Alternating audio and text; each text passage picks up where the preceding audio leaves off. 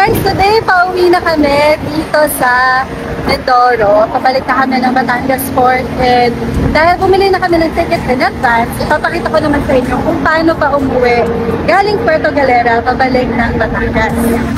So, galing sa hotel namin sa Puerto Galera, nagbayad lang kami ng 50 pesos per person para makarating dito. Yung sinakyan namin, L300, and ang kausap na kasi namin yung may-ari ng resort, and siya na yung nag-arrange para sa amin. Dahil hindi naman kalakihan yung terminal dito, mura lang yung binayad namin, 10 pesos lang yung terminal fee compared dun sa Batangas Port na 30 pesos. Shoutout ko muna to si Kuya kasi tinawag niya ako habang nakapila kami dito. Pagpasok namin guys, meron silang scanner dito na para sa akin medyo social na ha. I mean, syempre upgrade siya than the usual na kapakapa lang, diba? Madami na din kasing bawal na ipasok dito sa terminal, kaya okay din naman na may scanner. After nito, pumunta na kami dun sa boat namin. And ito nga pala yung tinatawag nilang fast cat. So, mas mabilis daw to compared dun sa mga roro. After a few minutes, nung nakasakay na lahat, umalis na yung bangka namin, or yung boat namin, or yung ship namin, or yung barko namin. Di ko kasi alam kung anong tawag dito. Pero guys, tingnan nyo nung kakatuwa. Sobrang dinaw ng tubig. Port pa lang to ah. Ibig sabihin, well-maintained talaga itong Mindoro, lalo na dito sa Puerto Galera. So, syempre, magpapaalam na tayo kahit na ilang beses tayo nakabalik dito. Babalik at babalik pa rin talaga.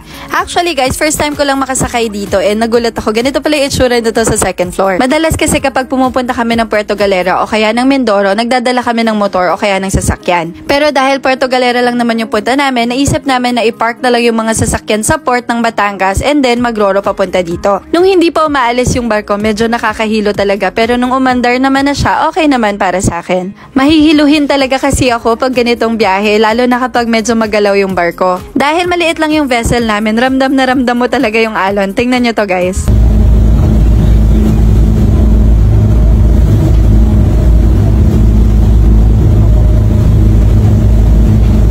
O diba, sobrang galaw. Mas magalaw pa yan in person. Medyo hindi pa yan nakukuha sa camera. Kaya nakakabilib talaga yung mga seaman kasi ang tatag nila, lalo na yung mas malalaking alon pa sa ibang bansa, diba? Ang downside lang nitong fast cat na to guys, wala silang bilihan ng pagkain. Di tulad ng ibang roro na merong tindahan sa loob. After 1 hour, nakarating na din kami dito sa Batangas Port. And yes, medyo mas mabilis siya compared dun sa ibang mas malalaking barko. Nasa taas pa lang ako, naririnig ko na yung pangalan ko. Kaya naghanda na ako ng stickers habang palabas dito. Hello! Yes, thank you. Thank you, ma'am. Thank you po. Hi, vlog. Salamat po. Hi, guys. Thank you. Ito po. Salamat. So yun lang naman guys, sorry maiksi lang tong vlog na to. In-update ko lang kayo kung anong ginawa ko ngayong araw. Matagal pa kasi bago maayos si Kay, kaya ito muna yung vlog ko. So thank you for watching and see you on my next video. So guys, meron akong bagong na-discover na game at yun ay ang Philbos. Sobrang dali lang manalo dito. Teka, papakita ko sa inyo. Let's go! So, ito lang guys yung lalaruin natin, yung mines, kasi napakadali lang manalo dyan. Ayan. So, taya muna tayo. 100 lang. 100 muna. 1, 2, 3, 4. Kapag okay na, syempre, cash out na natin yan. Bet pa ulit tayo. 100 lang. And cash out na ulit. Isa pa. 2. Minsan masaya talaga tumaya sa may mga patterns eh. Tapos i-200 na natin. 2, 3, 4. Ay! Cash out. Kita nyo 400 na. Balik tayo sa 100. 2,